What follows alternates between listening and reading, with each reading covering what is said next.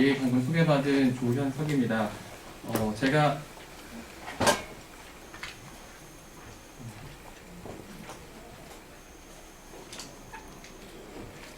오늘 준비한 내용은 그린수 생산을 위한 재생에너지 혹은 이제 무탄소 전력원 연계한 수변의 기술 개발 동향, 특히 이제 저온 쪽 연구 내용에 대해서 좀 공유드리는 시간을 갖겠습니다.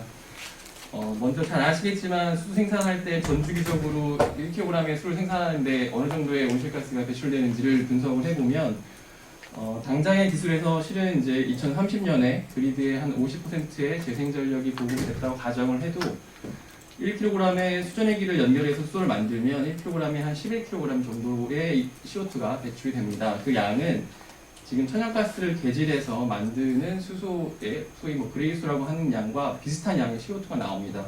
그래서 이것을 줄일 수 있는 방법은 실은 50년에 90% 정도까지 재생전력이 보급된다라고 가정하면 3kg을 줄게 됩니다. 그래서 망을 좀 깨끗하게 만들던지 혹은 방금 말씀드린 대로 수력이나 혹은 풍력, 태양광 같이 이산화탄소를 배출하지 않는 그런 전력원, 무탄소 전력원과 직접 연계하는 것이 가장 탄소 중립 관점에서는 중요한 요소라고 볼 수 있습니다. 가장 핵심 기술이라고 할 수 있는 수전해 같은 경우는 현재 시장 규모를 추산하기로는 현재는 전 세계에 깔린 게 대략 1GW가 약 되지 않습니다. 그 양은 1MW가 소형 충전소라고 보시면 되고 그 양이 한 1000개 정도 되는 양이 기가와트라고 보시면 되는데 그 양 정도가 현재 설치가 되어 있는데 25년 이후부터는 급격하게 늘 것으로 전망들을 하고 있습니다. 25년에 5기가와트에서 30년에 40기가, 31년에는 60기가와트까지 급격하게 늘 거라고 보고 있고 현재 1MW 수전해기 통합 시스템이 대략 한 12억에서 24억 정도 하는데 기술 개발을 통해서 한 2억까지 줄였다 이렇게 가정을 하면 대략 30년에 한 8조 원, 현재 수준에서는 한 80조 원까지 추산해볼 수 있는 큰 시장이 준비되고 있다고 볼 수 있습니다. 그래서 가장 앞에 선도하고 있는 기업으로는 크게 이제 알칼라인 쪽에는 아사히 카세이나 넬 혹은 티센쿡 등이 있고 그 외에 이제 하나솔루션과 유사한 AM 수전을 하는 위네트라는 기업이 있고요. 펜 같은 경우는 지멘스 에너지, 영국의 ITM 파워, 미국의 플러워 파워 등이 하고 있고 SO 같은 경우는 독일의 이제 선파이어나 이제 블룸 등에서 개발을 많이 진행을 하고 있습니다. 저희 나라에서 청정수소 수소경제 활성화 로드맵 2.0을 발표했는데 거기에 요를 보면은 2030년 비중으로 국내에서 그린 수소를 한 25만 톤 정도 만들고 50년까지는 한 300만 톤까지 국내에서 만들어 보겠다. 그러니까 전체 한 3천만 톤이 필요한데 그 중에 한 10% 정도는 국내에서 만들 수 있다라고 가정을 하고 있고 그 외의 부분들은 해외에서 그린 암모니아나 액화 수소의 형태로 도입을 하겠다고 말을 하고 있습니다. 그런데 요 10%, 요 300만 톤이 이제 대략 어떻게 나왔는지 좀 역산을 해보면 대략 저희가 전체 쓰는 현재 저희 나라가 연간 쓰는 게 한 500에서 600테라와트 정도가 되는데 전기화가 높아지면서 50년이 되면 대략 한 1000테라와트 이상을 쓸 거라고 전망들을 하고 있습니다. 그 중에 재생에너지라고 표현하긴 했지만 무탄소 전원, 원전, 수력 모든 것을 포함했을 때 그 중에 한 10% 정도만 수소를 만들면 그 양이 실은 역산을 해보면 대략 한 240만 톤에서 300만 톤이 됩니다. 그래서 저희 로드맵을 반영할 때는 전체 우리나라에서 만드는 전기의 한 10% 정도를 만들면 이 정도 시장이라고 보시면 되겠고 그때 규모는 대략 한 5조 원 정도, 50년에 5조 원 물론 이제 기술 개발이 덜 돼서 10억이라고 하면 한 25조 원 정도 시장까지 추산해 볼 수가 있겠습니다. 가장 먼저 이 파워투게스라고 해서 에너지 가스 변환 전기를 그냥 전기로만 저장하는 것이 아니라 수소나 메탄과 같은 가스의 형태로 변환했다가 우리가 필요할 때 꺼내 쓰겠다라는 게 이제 P2G인데요. 가장 먼저 실증을 주도적으로 해온 것은 유럽입니다. 유럽에서 보고된 것을 보면 2011년에 대략 한 수전해가 받는 부하 150kW 정도 규모에서 수소 충전소 용도로 실증을 시작해서 현재는 대략 한 20MW 수준에서 아까 말씀드렸지만 1MW가 수소 소형 충전소 1기에 해당하는 용량을 말씀드렸습니다. 그래서 한 20MW 정도 규모에서 실증을 하고 있고 25년까지는 100메가, 30년에는 이제 기가와트 스케일로 교역을 하겠다라는 프로젝트를 삼고 있고 그에 타겟팅하는 기술들로는 실은 이제 고온형 그리고 이제 알칼라인 펜, 알칼라인 다양하게 섞어서 믹싱을 하고 있습니다. 타겟하는 시장은 실은 저희가 넥소랑 워낙 친숙하다 보니까 수소 충전소만 생각하고 계시는데 실은 유럽에서 더 크게 보고 있는 수소의 시장은 기존에 그레이수를 사용하고 있는 정유정연에 사용되는 리파이너리 그 다음에 암모니아 비료 합성 시장인 그린 암모니아 시장을 상당히 큰 시장으로 보고 있고요. 그 외에도 ESS를 대체하는 연료전지하고 연기한 그리드 밸런싱, 그리고 이제 가스를 직접 사용해서 에너지 혼소하고 그 천연가스의 혼소를 통해서 CO2 배출을 줄이는 이런 다양한 어떤 전반적인 시장을 보고 있다고 말씀드릴 수가 있겠습니다. 국내는 한 5년 정도 저희가 뒤쳐져 있는데 실은 가장 19년에 독립형이라고 해서 PV 풍력하고 수레기를 연결하고 연료연지를 연결해서 독립구동하는 시스템을 검증한 바가 있고요. 그 외에는 실은 이제 250kW급 알칼라인 쇼넬을 국내 기술을 처음으로 이제 풍력 발전기하고 연결을 했는데 이때 부하 변동성을 직접 흡수하기는 좀 어려워서 ESS 나스 배터리를 달아가지고 부하 변동성을 흡수하고 그것을 공급해서 그린수를 생산하는 첫 프로젝트가 성공적으로 완성이 됐습니다. 그 외에는 현재는 지금 전력연구원 나주에서 한 1메가와트 엘캠텍의 펜 수준액이 그리고 1메가와트 수소 에너지원의 알칼라인 쇼넬 스택을 하이브리드로 연결해가지고 실증하는 검증하는 프로젝트가 금년에 첫 실증이 되고 성공적으로 마친다면은 동서발전의 사이트 4메가와트 태양광하고 연결을 해서 직접 그린수를 생산하는 사이트가 될 것 같습니다. 그 외에도 국가적으로 보면은 새만금 단지에 한 100메가와트 정도 단지를 조성하고 그 외에는 전남 신안과 같은 해상풍력 단지에 실은 이런 발전원이 있지만 수요처는 대부분이 수도권이기 때문에 여기 온성하는데 송배전을 깔기가 어려운 측면 이런 지역에 집중적으로 그린수를 생산하는 정도를 보고 있고 저희가 역산을 추산을 해보면 대략 한 700메가에서 대략 한 1기가와트 정도의 시장이 국내에서는 잠재적으로 보고 있다라고 볼 수 있겠습니다. 이제 수전의 기술로 들어가겠습니다. 수전의 기술은 다음과 같이 크게 저온이라고 하는 알칼라인 펜 AM 기술이 있고요. 고온 한 600도씨 이상에서 오퍼레이팅되는 고온 수증기 분해 기술이 있습니다. 모든 기술이 전기를 받아서 양극에서는 산화 반응을 통해서 산소를 생성하고 음극에서는 환원 반응을 통해서 수소를 생산하고 있습니다. 그 반응이 이루어지기 위해서는 알칼라인과 AM 같은 경우에는 이 내부적인 셀을 통해서 OH-라고 하는 이제 알칼라인 전해질이 통과를 해야 되고 또 펜 같은 경우는 여기 프로톤을 익스체인지를 해줘야 됩니다. 다만 AM과 알칼라인 같은 경우는 다이아프램과 이온 교환막이라는 걸 쓰는 차이점이 있는데요. 다이아프램 막을 쓰면 쉬운 OH-를 넘기는 기능은 못 갖고 있기 때문에 그 기능을 주기 위해서 소위 저희가 양잿물이라고 하는 KOH의 강염기 솔루션을 넣어주고요. AM에서는 이 막 자체가 OH-를 넘길 수 있는 특성을 갖고 있기 때문에 펜과 동일하게 그래서 좀 양염기의 용량을 쓰고 있고 대부분의 소재는 알칼라인 AM계는 니켈계를 쓰신다고 생각하면 되고 그보다 더 싸게 쓰려면 철 그리고 혹은 뭐 스테인리스 스틸 316 정도를 쓰신다고 보면 되겠고 펜 같은 경우는 티타늄 기반 소재에서 플래티늄 2림, 골드 정도를 쓸 수 있다고 보시면 되겠습니다. 그래서 펜 패널기가 상대적으로 장치비가 약간은 좀 비싸다 뭐 이 정도 생각하시면 되겠고요. 전체 시장에서 리딩하는 업체들의 기술 현황표 하나로 좀 정리를 해봤는데요. 알칼라인 업체 중에서는 실은 이제 티센 크룹하고 아사히카세 같은 경우가 여기 보시면 CA라고 해서 소금물 전기분해를 통해서 기존의 화학장치에서 염소와 가성소다를 얻는 시장이 이미 있습니다. 현재 한 150조 정도 되는 시장 규모를 갖고 있고 연평균 성장률도 아직 4% 이상이 되고요. LG화학 석유화학사업본부도 작년에 본 사업으로 상당히 많은 매출과 수익을 올렸습니다. 근데 그 전해조를 실은 양극실을 염소 발생을 산소 발생으로 바꿔주면 알칼라인 쇼네기가 됩니다. 그래서 티센과 아사히카세 같은 경우는 CA 전해조 사업을 이미 연간 한 600메가와트 정도를 양산할 수 있는 캐파가 있기 때문에 그 양산 라인을 이용해서 알칼라인 쇼네기를 전환한 작업들을 하고 있고요. 그 외에 넬 같은 경우는 독자적으로 본인들이 이제 수전의 어떤 그런 지역적인 위치 때문에 실은 암모니아 비료 공급용으로 수전해기를 기술을 계속 개발하고 있었는데 그게 이제 최근에 그린수에 관심을 받으면서 수소 충전소나 더 나아가서는 1기가와트 정도 규모의 양산소를 구축하고 있습니다. 요약하자면 대부분의 해외에 선도하는 업체는 뭐 스택과 시스템 효율 측면에서 대략 한 7, 80% 정도를 리딩하고 있다고 보시면 되고 하나의 스택이라고 하는 핵심 부품에 한 2메가에서 크게는 10메가까지의 어떤 기술을 확보했고 국내는 아직은 한 1메가와트 정도 기술을 확보했다고 보시면 될 것 같습니다. 펜이나 EM 같은 경우는 이제 펜 같은 경우도 대략 스택 용량을 보시면 대략 한 2메가와트 정도에서 하나의 스택이 구성이 되는 것을 보실 수 있고 효율도 대부분 한 80% 정도 수준을 리딩한다고 생각하시면 되겠습니다. 그렇게 만들어진 스택을 229 엮어가지고 통상 한 20메가와트 규모에서 통합 시스템을 현재는 검증을 하고 있는 거고요. 이게 향후에 이 스택의 용량도 커질 것이고 통합 시스템 용량도 기가와트 단위까지 키운다고 생각하시면 되겠고 앞으로 3년이 상당히 저는 개인적으로 중요하다고 생각하는데 그 시간 동안 실은 대부분의 업체가 지금 이제 양산 라인을 준비하고 있습니다. 연간 한 2기가와트 정도 혹은 1기가에서 5기가까지 되는 것을 한 24년, 25년 이내의 목표로 싸움을 하고 있기 때문에 아까 이제 추상했던 30기가, 60기가와트 시장이 열리면 누가 먼저 이런 양산 기술을 통해서 파일을 가져오는 이런 싸움이 될 것 같습니다. 국내에서는 아직은 한 1메가와트 정도의 규모의 스택을 엘캠텍에서 보유를 하고 있고요. 그리고 이제 AEM 같은 경우는 상대적으로도 약간 다릅니다. 얘네는 약간 이네터라는 해외 업체가 있는데 2.5kW 정도 되는 0.56배죠.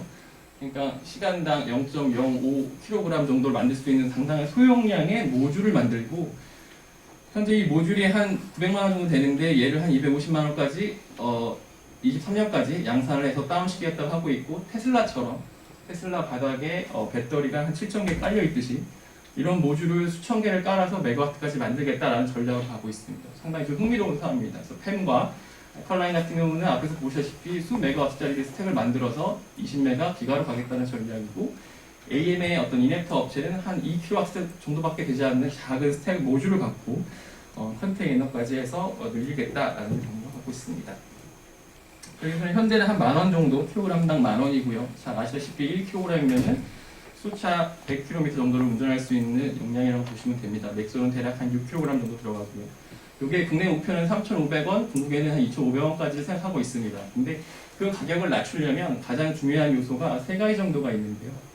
하나는 장치 가격을 한 80% 정도를 절감을 해야 된다. 그러니까 현재 메가와트를 10억에 만들면 한 2억에는 만들어야 된다는 얘기고요. 그 다음에 공급받는 전기 가격이 상당히 중요한데 이게 지금 현재는 킬로와트 시당 한 50원 정도면 수익을 낼 수 있다고 보고 있는데 그 부분을 20원 이하로 가져가야 된다. 효율 같은 경우도 85% 이상의 효율을 확보하는 것이 중요하다고 보고 있고 또한 이런 다양한 내구성을 갖는 장치 수명을 늘려서 수생산 단가를 낮출 수 있다고 보고 있습니다. 저희 연구원 내부적으로 분석을 해봐도 효율도 당연히 중요하고 가격을 낮춰야 되는데 가격을 낮추려면 효율을 높이면서 어떤 그 수생산 밀도를 높이는 게 중요하고 또 내구성 확보해서 운영률을 연간 4,000시간 이상씩 계속 돌릴 수 있으면 충분히 경제성을 더 낮출 수 있겠다라고 분석을 하고 있습니다. 그래서 저온순회 같은 경우는 기술 개발 방향은 전체적으로 보면은 대용량화, 현재 한 메가와트, 10메가와트 수준에서 대용량화하는 거하고 또 가격을 낮추는 현재에서 한 80% 이하로 가격을 낮추는 저가 전략이 필요합니다. 그것을 달성하기 위해서는 수소 생산 밀도라고 하는 것을 높여야 되는데 이게 저희 전기압 장치에서는 전류 밀도 값으로 환산이 됩니다. 그 전류 밀도 값을 높이려면 실은 효율이 떨어질 수밖에 없는데 고부하 영역에서 그 효율을 어떻게든 좋은 소재를 개발해서 80% 이상으로 받쳐준다면 가격을 낮출 수가 있습니다. 그리고 장치가 앞으로는 간헐적으로 발전되는 어떤 그런 타연과 연계가 되기 때문에 시작 정지라든지 혹은 응답성이 높아지는 것이 상당히 중요합니다. 다만 이렇게 흔들리는 경우 동적인 안정성이 중요한데 그 부분은 이런 분리막, 펜 같은 경우는 이온교환막, 알칼라인 같은 경우는 이런 다이압된 막을 통해서 양쪽의 수소와 산소를 철저하게 차단을 해야 되는데 이렇게 동적 운정이 되면 실은 이런 특히 저부하 영역에서의 가스 섞임 혹은 전해질 섞임에 의한 특히 이렇게 4% 이상이 섞이게 되면은 폭발할 수 있는 어떤 한계가 되기 때문에 이 부분을 제어를 어떻게 하면서 응답성을 높일 수 있는지가 하나의 트렌드로 볼 수 있겠습니다. 첫 번째로 고밀도화가 되면 방금 말씀드린 대로 효율을 80% 선에서 묶어놓고 전류 밀도를 계속 올리면 실은 전류 밀도를 패러데이 상수로 나누면 수 생산 밀도고요. 그 밀도가 높아지게 됩니다. 높아지게 되면 실은 알칼라인 같은 경우는 80에서 한 이 정도로 할 수 있고요. 펜은 조금 더 멀리 할 수 있습니다. 근데 그거를 계속 밖으로 가져가면 효율이 이렇게 지수적으로 떨어집니다. 당연하게 떨어질 수밖에 없는데요. 이 부분은 우리가 고부하 영역에서의 어떤 막이라든지 혹은 전극의 내구성을 높여서 80% 이상으로 확보를 하고 오퍼레이팅을 멀리서 할 수만 있으면 이렇게 스택 가격을 지수적으로 낮출 수 있습니다. 심지어 지금 이 정도에 있다면 오퍼레이팅을 저희가 1A에서만 한다고 해도 알칼라인 같은 경우는 한 3분의 1 정도로 줄일 수가 있고요. 다만 이때 고가의 소재를 쓰면 조금 더 효과가 미미하게 하겠고 저가의 소재를 쓰면 훨씬 더 높은 영향을 미치겠지만 여튼 저튼 효율을 높이면서 높은 전류 밀도에서 오퍼레이팅 안정성으로 효율적으로 할 수 있는 기술이 필요하다라고 생각할 수 있습니다. 두 번째는 가스 섞임의 최소화입니다. 앞에서 말씀드렸듯이 수요 장치가 효율이 중요해지면서 분리막이 점점점 얇아지고 있는데 분리막이 점점점 얇아지면 실은 양극과 음극에서 발생한 수소와 산소가 섞이는 현상은 좀 더 지배적이 됩니다. 특히 동쪽 운전에서 그런 역할이 더 현상이 지배적으로 되는데요. 왼쪽에서 보이시는 커브에 보시면 아까 말씀드린 수 생산 밀도입니다. 전류 밀도입니다. 전류 밀도가 낮아지면 그 산소 쪽에 넘어와서 녹은 수소의 농도가 이렇게 올라가시는 것을 볼 수 있습니다. 왜냐하면 분리막이라는 특성에 의해서 다이아프램 막 같은 경우는 기공이 있는 막입니다. 그래서 전해질이 그냥 넘어올 수 있습니다. 그러면은 전해질에 녹아있는 수소가 차압, 양쪽 양극과 음극의 차압에 의해서 갈시로에 의해서 넘어오는 플럭스가 됩니다. 그래서 그 넘어오는 양이 섞이게 되는 거고요. 그리고 이온 교환막이나 이온 솔베이트라고 하는 친밀막 같은 경우는 실은 농도 구배가 생깁니다. 보통 이런 막들은 차압 운전이 가능하기 때문에 차압 운전에서 운전을 하다 보면 30기압의 수소를 한쪽에 막아놓고 다른 쪽을 상압으로 막아주면 농도 구배에 의해서 넘어갑니다. 그래서 그 넘어가는 양이 정해집니다. 그래서 그 양이 넘어가는 양은 정해져 있고 여기 밑에는 생산량이라고 보시면 됩니다. 그래서 넘어가는 양은 정해져 있는데 생산하는 양을 줄이면 당연히 농도가 올라가게 되겠죠. 그래서 이제 이렇게 제한을 겁니다. 여기 2% 라인에서 제한을 걸면서 운전을 하게 되는 이런 이슈를 해결하는 것이 필요합니다. 그래서 현재 보면은 팸하고 알칼라인이어 같은 경우를 비교해 보면 논문상으로 이 전압을 효율이라고 보시면 되겠습니다. 그래서 이 전압이 낮으면 낮을수록 효율이 좋은 건데요. 아까도 말씀드렸듯이 전류 밀도가 높은 데서 전압이 낮으면 좋은 커브라고 보시면 되겠습니다. 자, 알칼라인은 현재 한 80% 효율 라인에서 대략 한 0.6A 제곱 정도를 할 수 있다면 상용 팸 같은 경우는 1.5에서 2A 제곱까지 할 수 있는 거죠. 그 얘기는 팸 장치가 알칼라인에 대비해서 한 3배는 컴팩트하게 만들 수 있다. 동일한 수소를 생산하는데 그렇게 말이 되겠고요. 하지만 아까도 말씀드렸지만 저희는 더 멀리 가야 되기 때문에 이제 막을 얇게 만듭니다. 막을 얇게 만들면 훨씬 더 줄일 수도 있고 실은 그것은 알칼라인이든 팸이든 동일하게 막을 얇게 하면 똑같은 성능은 훨씬 좋아질 수 있다라고 볼 수 있습니다. 다만 이렇게 얇게 만들어서 좋게 만들었는데 앞에 말씀드렸듯이 저부하 영역에서의 그런 크로스오버 이슈에 따른 농도가 섞임이 올라가는 이슈를 해결해야 됩니다. 그 부분이 보시다시피 실은 통상 일반 상식적으로는 팸이라고 하는 장치가 친밀막을 쓰기 때문에 훨씬 덜 넘어간다라고 생각을 하지만 실질적으로 따져보면 알칼라인은 다공질 막이기 때문에 시스템적으로 보조를 해줍니다. 차압이 덜 걸리게. 근데 이제 요 팬막은 워낙에 차압을 버틸 수 있는 막이기 때문에 차압 제어를 시스템적으로 해주지 않습니다. 그래서 자체적으로 막 특성에 의해서 넘어간 양이 정해지기 때문에 점점 얇아지면 얇아질수록 팬 같은 경우는 실은 이런 식으로 전류 효율이 떨어지는 구간이 발생하게 됩니다. 네, 알칼라인 같은 경우도 뭐 그런 부분이 일부 있으나 시스템적으로 보수적인 측면에 의해서 약간 팬보다는 더 낮은 전류 밀도에서도 안정적으로 운전을 할 수 있다는 장점이 있습니다. 다만 속도로 놓고 보면 알칼라인은 시스템적으로 도와줘야 되기 때문에 살짝 느리고 팬 같은 경우는 제로적으로 버티기 때문에 좀 빠른 이런 또 차이점이 있긴 있습니다. 그래서 저희는 이제 스택이라고 하는 것을 만들고요. 연구원에서 이런 스택이라는 것을 만드는데 스택은 전체 효율의 90% 이상을 차지하는 핵심 부품이 되겠고요. 전기를 받아서 수소와 산소를 생산하게 됩니다. 이 안에 가장 중요한 컴포넌트로는 소재로는 이런 전극과 이런 분리막이라는 게 있습니다. 그래서 양극 그리고 이제 음극 분리막을 접층을 하고 그 외부에는 이런 식으로 이제 분리판이라고 하는 것으로 구분을 해주고요. 이런 것을 10셀, 20셀 혹은 100셀까지 쌓아가지고 이런 시스템으로 구성을 해서 평가를 하게 됩니다. 자, 알칼라인 전극 얘기를 먼저 해보겠습니다. 알칼라인 전극 같은 경우는 통상 이런 식으로 니켈이라는 기반에다가 알루미늄을 코팅을 하고 열 처리를 통해서 이런 감마상을 표면에 많이 만들고 그것을 KOH라고 하는 강염기에서 미칭을 시키면 러프니스가 높아지는 이런 매니니켈이라고 하는 전극을 통상적으로 수소 발생 전극으로 많이 쓰고 있습니다. 근데 저희가 궁금했습니다. 단순히 이제 비표면적을 이렇게 WA 캐파시턴스를 구해보고 그것을 보정을 하면 실은 액티비티가 똑같이 나와야 되는데 하나의 경우에는 이런 액티비티가 훨씬 좋은 경우가 있어서 이것은 러프니스 팩터 이외에 뭔가 더 이런 이유가 있을 것 같다 해서 이런 원천 연구를 좀 일부 진행했습니다. 그때 저희가 내린 결론은 실은 복잡하긴 하지만 활성한 후에 이런 니켈 하이드록사이드라고 하는 상하고 여기 B로 그레인 쪽에는 이런 니켈 알루미늄이 있지만 알루미늄이 약간 리치한 이런 그레인 바운더리가 존재하는 것을 확인할 수가 있었고 그런 것이 발생 후에 알루미늄 요 리치한 부분 요 밑에 있는 요 부분이 니켈 하이드록사이드로 비가역적으로 있는 것이 아니라 일부 니켈 메탈상으로 존재한다는 것을 확인할 수가 있었습니다. 그래서 리칭을 하고 남아있지 않은 알루미늄이 있으면 통상 우리가 비표 면적이 크지 않기 때문에 좋지 않지 않을까라고 생각했었지만 본 연구에서는 이제 남아있는 알루미늄이 오히려 그런 그 니켈의 성능의 향상에 도움을 준다는 그런 계산 과학을 통해서도 일부 어떤 디펙트 효과나 남아있는 알루미늄 효과를 확인을 했고요.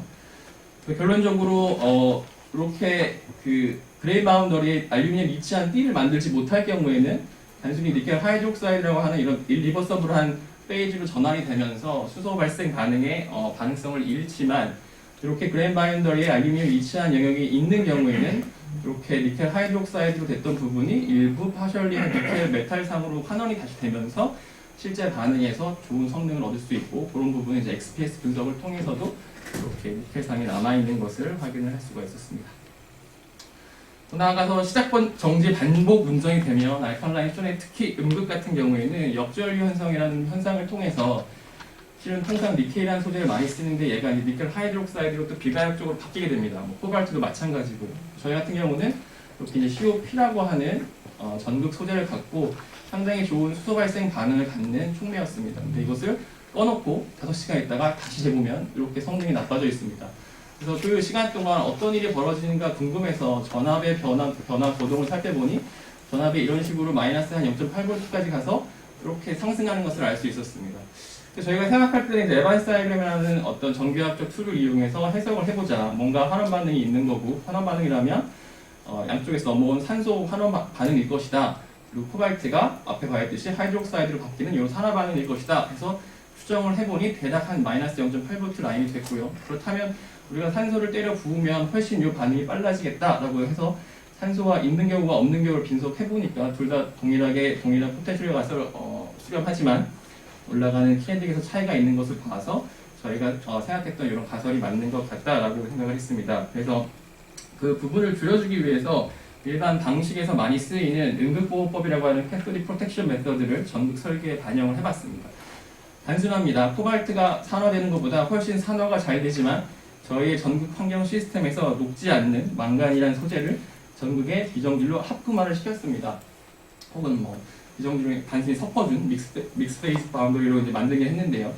그렇게 만들었더니 껐다 켰다를 반복해도 이런 식으로 성능 이제 유지하는 것을 알 수 있고 끈 동안에 포텐셜이 올라가는 게 현저히 망간이 작동하는 동안에는 COP보다는 훨씬 올라가는 속도가 느린 것을 알 수 있었고 CO 같은 경우는 COP의 그런 인터랙션에 해당하는 요 픽들이 유사하게 살아있고 망간 같은 경우는 망간이 대신 이제 망간 하이드록사이드로 희생을 하고 있다는 그 메커니즘을 볼 수가 있었습니다.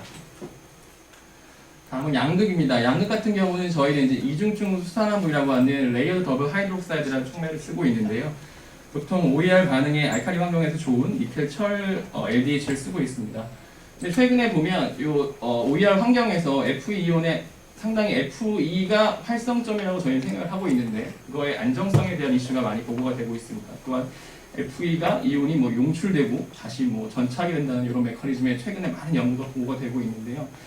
저희 같은 경우는 실은 요 전위대를 나눠서 그 수연의 양극이 갈 수 있는 전압대를 이렇게 구분을 해봤습니다. 그래서 가속연합 프로토콜을 만들었고요. 실은 이제 이렇게 꺼졌을 때 많이 양극 포텐셜이 떨어질 경우를 가정한 요 C의 경우가 LDH 구조, 층상 구조에서 이렇게 층상 구조가 망가지는 현상을 많이 볼 수가 있었습니다. 그래서 LDH 구조가 무너지면서 활성을 잃는 이런 것을 어떻게 회피를 할 수 있을까 고민을 해봤고 DFT 계산을 통해서 그럼 LDH 내부에 있는 철의 함량을 좀 늘려보면 어떨까 이렇게 계산을 해봤습니다. 그래서 그때 LDH 구조를 무너뜨리는 익스플로레이션 에너지를 계산해봤더니 FE가 한 50% 정도 있을 때가 가장 이 에너지가 크기 때문에 안정되게 버틸 수 있겠다. 그럼 니켈철 LDH에서 철의 용량을 한번 50% 이상까지 늘려보자.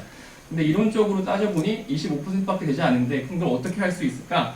그래서 제가 수연합성을 통해서 계속 만들어보니 이런 식으로 LDH 이외의 석출물들이 나오는 것을 알 수 있어서 뭔가 다른 방식을 적용을 해야겠다고 생각을 했고 그래서 저희는 아예 기제를 그럼 철로 바꿔보자. FE가 많은 환경을 만들어지면 내구성도 좋아질 것 같다라는 그런 가설에서 아이언 서브스트레이트를 쓰고 여기에 산소를 퍼주해주면서 부식을 시켰습니다. 부식을 시킨 상태에서 니켈 염을 넣고 pH 조절을 통해서 녹아나온 Fe 플러스가 여기 다시 그 니켈하고 FE가 팀전되면서 LDH가 형성되는 이런 메커니즘을 해봤더니 니켈, 철, LDH하고 또 다른 좀 복잡한 상들 FeOH2라든지 FeOH라든지 다양한 좀 복잡한 상들이 형성된 이런 전극을 만들 수가 있었는데 하여튼 저희가 의도한 대로 Fe가 리치한 상을 만들긴 했습니다. 그렇게 만들어서 내부 평가를 똑같이 해보니까 아까 수열 합성법으로 만든 것보다 훨씬 좀 잘 유지하는 것을 알 수 있었고 혹시 Fe가 노반하는 것은 아닌가 해서 인시추 ICP MS 분석을 통해서도 살펴보았을 때 Fe가 용출되지 않는 것을 확인했고요. XPS 분석을 통해서도 전후가 안정하다는 것을 확인을 할 수 있었습니다. 그래서 Fe가 통상적으로 효율에만 영향을 끼친다고 저희는 알려져 있지만 이건 내구성에도 큰 영향을 끼치는 것을 알 수 있었고요. 셀 단위에서도 다음과 같이 LDH에서 기대할 수 있는 정도의 성능을 얻고 온오프 테스트를 통해서도 이렇게 내구성을 확보한 것을 알 수 있었습니다. 또한 전류 효율도 잘 유지를 하고 있었고요. 다공성 막 같은 경우입니다. 알칼라인 쇼네 같은 경우는 기공이 한 40나노미터 이상이 되는 다공성 막을 쓰고 있는데요. 이런 다공성 막의 이슈는 항상 가스 투과도가 낮았으면 좋겠고 저항이 낮으면 좋겠다라는 양날의 검을 갖고 있습니다. 저항을 낮추려면 가스 투과도가 올라가고 가스 투과도를 낮추려면 저항이 높아지는 이런 이슈가 있는데 그 이슈를 해결하고자 대부분의 연구들은 실은 이런 11막 계열을 써가지고 저항을 낮고 되게 얇게 만들면서 기공의 크기는 한 4나노미터 정도 수준에서 해석을 하고 있는데 다공막에서는 과연 우리가 이걸 극복할 수 없을까 해서 서울과기대의 조원철 교수님하고 같이 연구를 해봤습니다.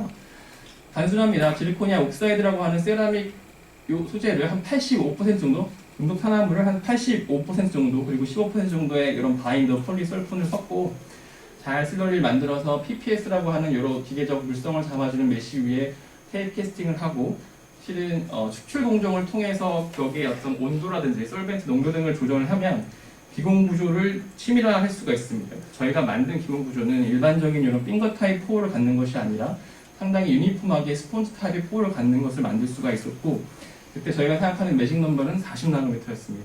그렇게 40나노미터의 다공막을 만들면 나중에도 결과를 보여드리겠지만 상당히 좋은 성능을 또 안정성을 갖는 것을 알 수 있었고 더 나아가서 이 안에 쓰는 PPS가 소수성이기 때문에 전체 막이 친수성이지만 OH-를 잘 넘길 수가 있습니다. 그래서 그 친수와 고분자 매트릭스 기지체를 적용해서 계면 결착력까지 향상시켜 봤더니 실은 다공막임에도 불구하고 일반 7막을 넘는 보다 낮은 가스 투과도와 훨씬 좋은 어떤 이온 전달 특성을 갖는 이런 막을 개발을 할 수가 있었습니다.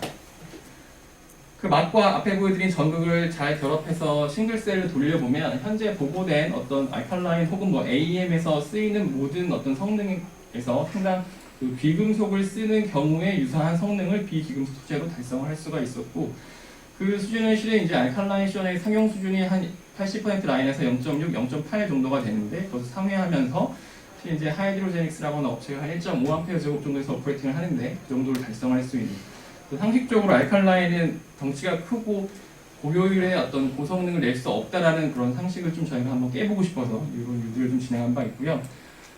그리고 저희 그 그리드 밸런싱에 쓰이는 그 유럽의 어떤 프로토콜, 여러 프로토콜이 있는데 그 프로토콜을 저희가 했을 때 한 온오프도 한 1920회 정도 하고 600시간 실은 현재는 한 1000시간 넘게 하고 있는데 열화율이 한 0.3% 이하 상당히 좋은 내구성도 확보한 바 있습니다.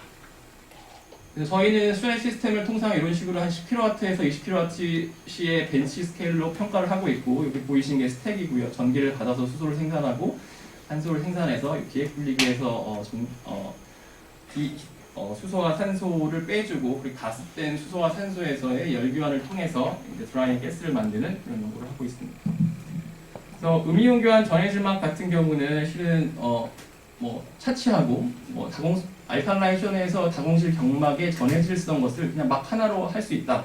그렇게 되면 차와 분전이 가능하기 때문에 시스템은 훨씬 컴팩트하게 할 수 있다라는 장점이 있는데 다음과 같이 여러 회사에서 다양한 방향적 그 전해질막을 개발 등을 하고 있습니다. 하지만 OH-가 H+ 이온 대비해서 벌쾌하기도 하고 이온 정도는 한 10분의 1 수준인데 그것을 메이크업을 하기 위해서 팸 수준의 성능을 얻기 위해서 두께도 얇게 하고 거기에 이제 그 OH-의 컨덕티비를 높여주는 이온 교환 능을 상당히 높이는 이런 작업을 하고 있습니다. 하지만 연기 분위기에서 내구성 향상을 하는 것이 상당히 필요한데 그 여러 메커니즘은 실은 고분자 백본이 이렇게 체인 클리버지 해가지고 특히 이제 일더기 같은 경우가 분해되는 반응이 있고요. 혹은 붙어있는 그 OH- 넘겨주는 이런 반응기들이 SN2 반응이나 혹은 뭐 호프만 반응을 통해서 이렇게 분해되는 이런, 그러니까 주세도 분해되고 반응기도 분해되는 이런 이슈를 염기 분해기에서 어떻게 해결할까가 가장 큰 이슈가 되겠고, 엔넬에서 2019년에 전 세계 AM막을 쭉 걷어다가 내구성을 1몰 KOH에서 80도씨에서 1000시간 담가놓고 어떻게 성능이 요 커브가 없는 것이, 로스가 없는 것이 좋은 것인데, 다 비교를 했을 때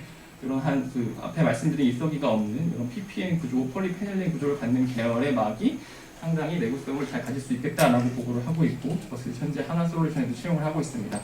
저희 연구원에서는 이런 올리핀 주세에 스타일렌, 에틸렌, 부틸렌, 스타일렌이라고 하는 SEBS 구조를 이용하고 그 끝단에 이런 다양한 관능기들을 붙여서 내구성과 효율을 높이는 연구를 현재 이제 시작했고요. 아직까지는 이제 상용막 정도 수준의 성능과 내구성을 확보했지만 더 아직 가야 할 길이 좀 멀고요. 분자전 해질 같은 경우는 그 전체 성능 곡선에서 산소 발생 쪽하고 이온 교환막 성능하고 이제 그 확산체라고 하는 이 세 가지 컴포넌트가 가장 중요하고, 가격 부분에서는 확산체와 여기 티타늄 분리판이라고 하는 부분이 대략 한 70% 이상을 차지하기 때문에 여기를 어떻게 적과하는가가 상당히 중요한 이슈가 됩니다. 그걸 해결하기 위해서 저희는 이제 뭐 똑같지만 파라페닐린계라고 하는 이런 탄화 속의 전해질막을 저희 연료연지 연구실에 신동원 박사님하고 김영찬 박사님한테 지원을 받아서 이렇게 MER해서 평가를 해보면 앞에 말씀드렸듯이 80% 라인에서 훨씬 현재 상용보다 훨씬 2배, 3배 되는 성능을 뽑을 수는 있습니다. 근데 아직까지도 이런 부분도 내구성의 측면에서는 검증이 더 필요하다고 보고 있지만 하나의 가능성을 열어두고 탄화 속의 전해질막을 개발하고 있고, 일림 촉매 같은 경우는 지금 일림 블랙을 거의 쓰고 있는데 어쨌든 로딩량을 줄여야 되기 때문에 담지체를 만듭니다. 담지체는 근데 카본을 만들면 카본이 산화가 되기 때문에 뭔가 산화가 되지 않으면서 전도성이 높은 이런 질화물 질코니아 옥시나이트라이드라고 하는 담지체에다가 이리듐을 올린 촉매 뭐 이런 걸 개발해서 진행을 하고 있고요. PTL 같은 경우는 현재 뭐 파이버나 콩을 많이 쓰고 있는데 저희는 분말을 진공해서 소결하면 이런 한 0.27T 정도 되는 두께의 얇은, 하지만 기공률은 한 40% 정도 되는 것을 만들어서 점점 고전류 밀도로 갈 때 실은 산소 쪽에 버블을 어떻게 얘가 빼주는가가 중요한데 그 빼주지 못하면 이런 과전압들이 걸리게 되는데 그 부분을 이렇게 낮출 수 있는 그런 기공 구조하고 불공유를 제어하는, 그것을 해석하는 그런 PFD 해석을 통해서 다양한 연구를 하고 있습니다. 마지막 장입니다. 그래서 현재까지는 전기 분해조는 알칼라이든, 페미든 대부분은 산업용 전기 분해조로 쓰이고 있고 메가와트당 12억에서 50억, 아직은 시스템 부피 부담도 있고 가격 부담이 있는데 50년까지 저희 로드맵 달성을 통해서 메가와트당 한 2억 원, 기가와트 스케일의 어떤 고밀도화, 고효율, 그리고 제가 말씀드린 안정성을 확보하는 기술적으로 소재든 시스템이든 수입실 것 같다라고 생각을 하고 있습니다. 경청해 주셔서 감사합니다.